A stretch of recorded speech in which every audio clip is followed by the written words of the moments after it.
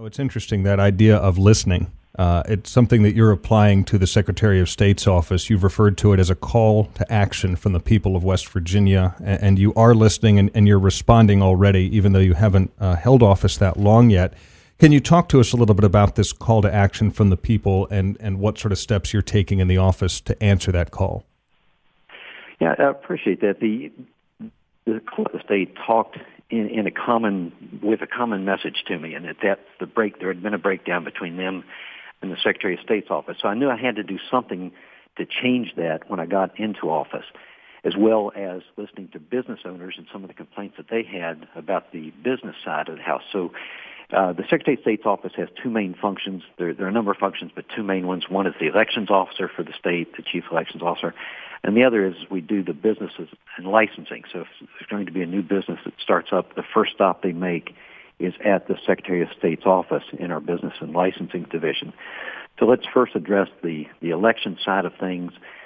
The clerks, and this is both Republicans and Democrats all across the state, said that things were being thrust upon them from the Secretary of State's office that they didn't have input into. It came in the form of the voter registration process through the DMV. Now that the state had even moved towards an automatic voter process where you had to opt out of it rather than opt into it. In other words, if you went to DMV, you would automatically be registered to vote, as opposed to simply saying you instead of choosing to go into it, the state was going to do this for you. And the clerks were going, no, we're going to have so many duplicates. We're going to have so many people who get registered who have no intention of voting. And then all that does is cause problems for them down the road in removing those voters from the rolls when they're inactive. And it also causes things like to have West Virginia look like we have low voter turnout when those people don't vote. So the clerks recognize this because they've been working in these positions for years. And so they were asking me to slow things down and talk to them before we implemented these various programs. So that's what I'm doing. And to do that, we're reaching out with 7 field representatives across the state. We've broken the state into 7 areas. And these field representatives will be working with the clerks to help them get the information they need out of the Secretary of State's office to clean up the voter rolls, to improve the registration process, and so on. In addition, with these 7 field reps, now we'll turn to the business side of the house. They will be reaching out to businesses, people who want to start businesses, people who have had problems, say they're not used to working with computers to update their registrations each year and so forth. We are moving because of the budget cuts and the extreme budget crisis that we have in West Virginia. We have to use technology to our advantage. So we're moving to online processes. And so these field reps will be able to help these folks. Let's say it's a mom and pop store and they want to, we're asking them to do their refilings online and so forth. The field reps could go sit down with them or have them meet them at a field office and help them with the registration process. So these field reps will be out in the community, so they will be basically a Secretary of State's office on wheels, a mobile office to reach out and help with businesses, help clerks, help anybody who has interface with the Secretary of State's office. Well, and anybody who deals with a business knows that if you have that personal touch, whether it's a person on the phone line or even more so that face-to-face communication versus press 3, press 5, enter this, it makes a huge difference in terms of A, your impressions, and B, just how quickly you can get stuff done. The same would apply for this. Exactly. And these folks, we've just had them in. We've had them training this week. They're heading out to the field as we speak. And within, I'd say next week, these folks will be active. We arm them with the latest computers, with cell phones.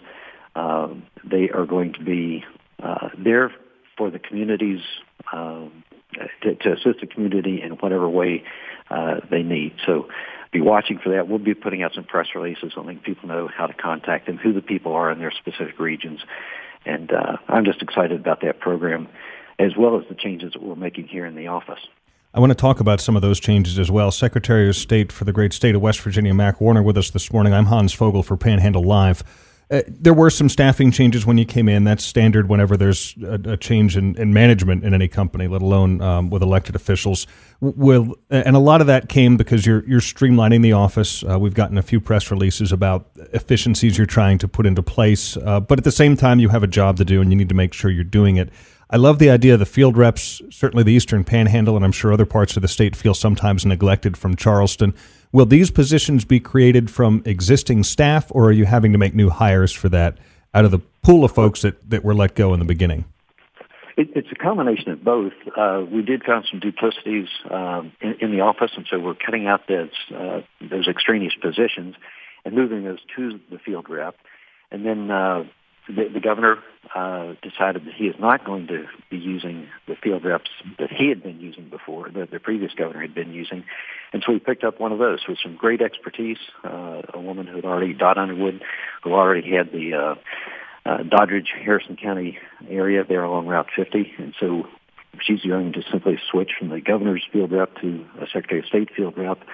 So in that kind of expertise, she's going to be sharing her experiences with the other field reps and letting them know how to get the job done, to do the reports, to reach out to the community and so forth. But so we took some from in-house, we took some from out, and but each one of these is somebody who knows that area, is from that area of the state, and so there's a built-in knowledge of one, how to get around the state, who's who, that sort of thing. So these should not be new faces. One, for example, is a former delegate, Terry Waxman, right there in the Marion County, Harrison County area. She'll be dealing with a couple of those counties, Lewis County, Upshur County, and that area. So again, that kind of expertise, somebody who's been in the legislature, knows the legislative process. So if a business up says, hey, we need to do something different, and I can give you some examples, but they could easily go to Terry Waxman. She knows how to work the system here in the State House to get that legislation passed. So I'm excited about the team that we've put together, in addition to our Chief of Staff, Chuck Flannery, our Chief Counsel, Steve Connolly, our Chief of Communications, Mike Queen. These are people with a lot of years of experience, and it's all going to be to serve the people of West Virginia in a better fashion. Mr. Secretary, do we know yet who the rep up here in the Eastern Panhandle is going to be, or for our region? We have two that we are doing the interviewing process right now. So as soon as that determination is made, we'll let you know. We'll get the press release out and make sure everybody in the Eastern Panhandle knows. A little anticipation. Folks can wait to find out. Right. You mentioned we need to take advantage of technology. And just looking at this from the business standpoint, you go to somebody's website and it's clunky or inefficient, or you can't find what you're looking for. It puts you off of the business. I, of course, researching this, went to the Secretary of State's website. I noticed it's under construction. Can you tell us about some of the changes you'll be making to the website once it rolls back out? Absolutely. There's several things underway. One is the personnel changes. Two, it's the realignment of the office. We are doing some physically moving inside the office to make things more efficient here inside the State House. We are, of course, concerned about cyber threats. There's been a little dust up between the Department of Homeland Security and some probes with several states, Georgia in particular. And of course, the concern over the Russians hacking, the Chinese hacking, cybersecurity is a big issue right now. And so our Chief Information Officer, Dave Tackett, who's worked here for literally over a decade in a variety of capacities, he's taking this head on. He's already been over to Washington, D.C., to a tech talk that the National Association of Secretaries of State put on to address cybersecurity. And he's brought those lessons back, and we've got another conference later this month where more of that is going to be discussed. So all those things we're bringing into the Secretary of State's website, at the same time making it more user-friendly. So I would ask anyone listening, if you have trouble with the Secretary of State's website, let us know what those issues are. And we are changing on a daily basis, upgrading the website. It is a math. All the things that we do. I talked about the businesses. I talked about elections. We do notaries. We do charities. There are a number of functions that we address, and each one of those needs to be upgraded on the website. So do understand that we're in a transition period. I'd ask for people's understanding, but at the same time, I do want to know when there are issues or problems, and I would ask you to call and let us know what those are. One more thing, if I might. Please. We are working on a one-stop shop, both physically here in Charleston for businesses that want to register, but we're also turning that into a one-stop shop on the computer. Now, the issue is the funding for that. We all know that the state's in a terrible budget crisis. So the legislature doesn't have money to throw at this, but we are trying to tackle that in-house by working with our partners, the tax department, the labor department, workforce. So I've assigned one person, Matt Gallagher, to be our one-stop shop guru. And that's his daily function, is to improve the website, to improve the functioning, to improve the coordination and the dialogue between our offices. So when somebody's starting a business, we don't want that bureaucracy or business as usual where you fill out the one form now, send them across the way, and they're on their own to figure out what the next step is. We want to make it easy and facilitate or help them through that process. And I can tell you, I've seen some smiles on some people's faces as they've come in to register the new businesses and walked out. They got all the help that they needed here in the Secretary of State's office. And again, if somebody has trouble, I want to hear about it because we're going to fix that problem for them. We've got to be tuned in to businesses and become user-friendly both in person and on the website.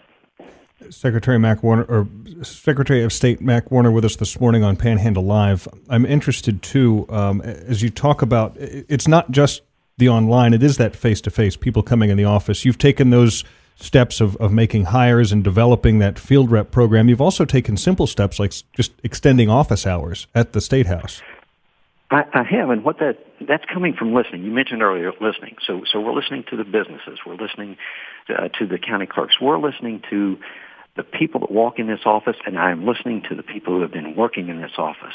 And what's happened is, as I've walked back, they come to me with their ideas and say, why can't we do things this way? Why? And I say, well, why haven't you done it in the past? And, well, people weren't listening to them. People weren't ready or willing to take their ideas and run with it. I am wide open. My doors are open, and they're coming in and they're saying, and I can give you some examples if you want. Sure. But what it caused me to do was they said, we want to have some flex hours. People want to come in earlier and register their businesses before they got to get off to the job. So we're now opening the doors up at 7:30, and we are staying open until 5 or until the last person leaves. If somebody's in here signing forms and they need to stay until 6, whatever it takes.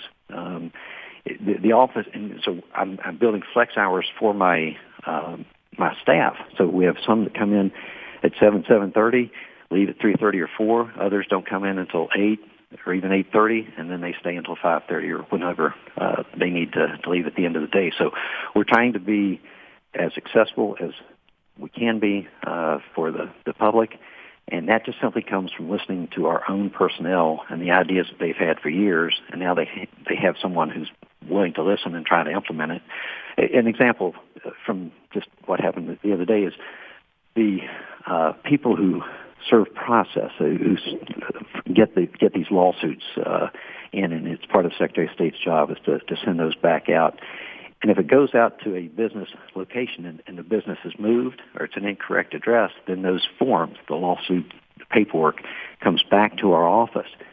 And what we've been doing is repackaging those and then sending them back to the circuit clerk to let them know that we tried to serve process and the process it wasn't completed.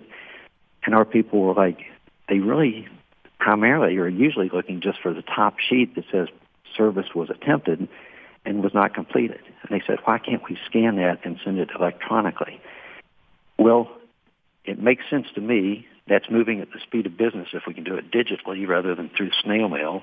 But it would take a code change. So that afternoon we were talking with Delegate John O'Neill about would he entertain the proper legislation that would allow our clerks to do this faster electronically. And he said, sure, if it makes sense, saves money, let's do it. So I don't know if that's going to be successful this legislative term or not, but that's the sort of thing where just listening to the clerks could actually speed up the business, save money, and you've got everybody working inside the State House here because we're all focused on the same thing, reducing costs and increasing the business environment for the state of West Virginia. And that came from just one of the clerks telling me what they wanted to do. You bring up a good point, Mr. Secretary. The legislators here in the Eastern Panhandle at various, the chambers hold their sort of preview luncheons, and we talk with them here on the air. And the number one thing they talk about is obviously the budget issue and then job creation. That's how we're going to fight this long term is creating jobs. I think you just gave us a great example of it, but how significant do you think the role the Secretary of State's office is going to play in helping the legislature make West Virginia a more business-friendly place going to be in years to come? Well, as I said, the businesses start here. I loved it. Just 2 days ago, a woman came in with her daughter, and the daughter wanted to start up a new business. It was basically a clothing store on wheels. It was a mobile clothing store. And I thought, what a wonderful idea. I mean, I hadn't seen that before. But it started right here with the registering of the business, the name, the address, and those sorts of things.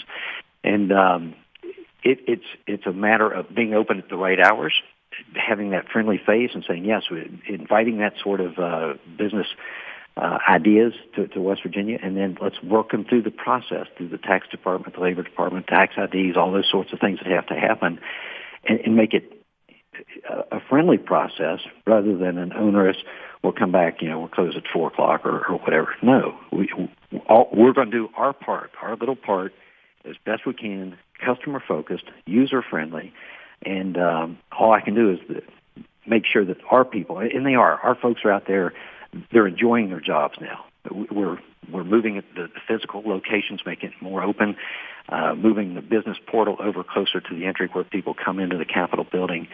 We're just doing everything we can in our office to make this user-friendly for the businesses. The atmosphere across the country right now is pretty partisan. Some of that trickles down into Charleston. And we talked about this during your campaign. This office is not political. Now that you've been elected, the people have chosen you to take us in this direction. How do you maintain neutrality? Perhaps your role more than any other needs to be that, advising the legislature. If the Republican leadership says we want this, you go to them and say that's not in the best interest. I mean, you're prepared to do that and obviously going to maintain that neutrality necessary for the Secretary of State's office. Yes, let me tell you, during the campaign, some of my strongest supporters were the Democrat clerks because this wasn't a Republican-Democrat thing. This is a West Virginia thing on how to make the office run better. So that was my eye-opener. And so then as we get in here, the first thing I did, I put up a map in front of everybody in the office and I said, these are the people we serve. We don't serve red or blue. It's not Republican, Democrat. We serve the entire state of West Virginia, and sent that message from day one. And so, as I just mentioned, I hired one of the field reps that Governor Tomlin had used. We don't look at the Republicans and Democrats. This is a state.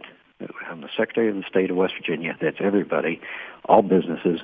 And I think everybody in our office has gotten that message. You get the sense that's refreshing for them? Sure. I'm telling you, there are smiles on people's faces because of this. Change is good. Because of the renewed enthusiasm coming right from my office, the chief of staff, the chief of communications. Everybody gets it that we've got to do something different here in West Virginia to change the attitude. And they want to be a part of it. They are a part of it. They sense that they're a part of it now. And one of the division managers the other day said, Mac, I'm seeing smiles on faces of people in the office that I haven't seen in years. They're enjoying coming to work. And as I said, I didn't have to push anybody to get them to come in at 7:30. They were lining up volunteering, saying, we'll take this shift. The other people said, hey, we'll stay late. It's a positive atmosphere here in the office. And I invite folks, if you're in from the Panhandle here in Charleston, please stop by the office. I'd love to see you myself. I'd love to show you around the office. I think you'll be enthused as we are with the changes that are coming down from the Secretary of State's office. West Virginia Secretary of State Mac Warner with us this morning on Panhandle Live. Sir, I really appreciate the time, and hopefully we can touch base maybe somewhere during the session to talk about some of the things you see moving through the legislature. Hey, I'd really appreciate it. I appreciate you giving me this time this morning. Absolutely. My great pleasure, and good to get to see what's happening in the office. Thanks a lot.